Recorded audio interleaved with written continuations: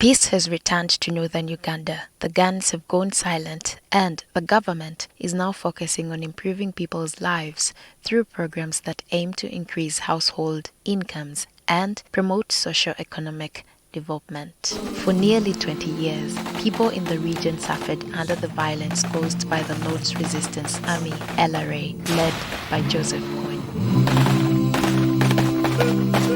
The war displaced tens of thousands of people and claimed many lives. Catherine Apili, 64, now lives in Lira City West. She shared how she once stayed in a Loi camp in a Leptong district during the conflict, where food was hard to find. Later, she moved to Lira City and learned tailoring. Since then, she has been earning money from sewing clothes and even built rental houses from her profits. This man that I'm getting out of this tailoring, I saved it in a group during December.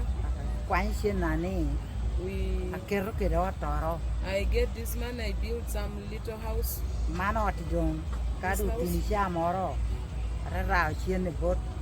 It is this house that I'm now using to survive because now the people pay rent and I use the money to... Grace Abol, 65, also experienced life in an internally displaced persons camp in Bar, Lira district. In 2007, she moved to Lira town, where she now runs a small business. She says life has improved compared to the hardships she faced in the camp. Up to now, at least there is some peace in my life. I'm feeling better now. Not like those days. Betty Apio, 56, went through a painful experience during the war. Her children were abducted but were later released. She was shot in the leg and became disabled. She fled to Lira town, started a business and bought a piece of land in Boroboro. Despite her injury, she says her life is better now. If I'm to compare the way I was and now, I'm now somehow very fine. But now that I'm not a lame person, I'm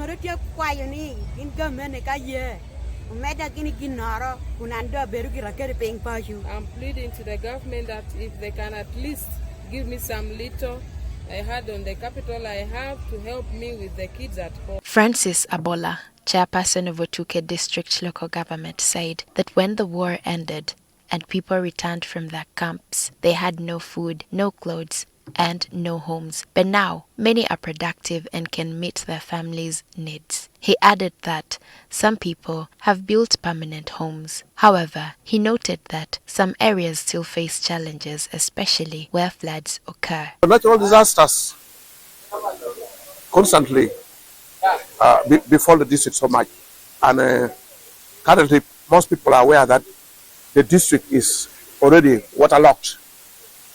Everywhere when you try to come to Lira, there is a lot of water crossing most parts of the road, which makes the road almost impassable.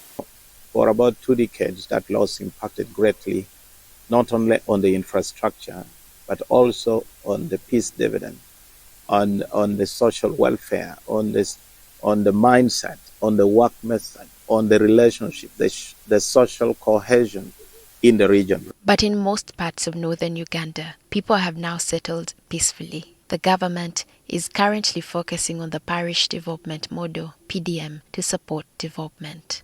Benson Moses Taiwo, a clan leader and clerk to Tekwaralau, said the return of peace has brought many achievements. People have started improving their lives, although land conflicts still exist, especially in communities that stayed long in the camps.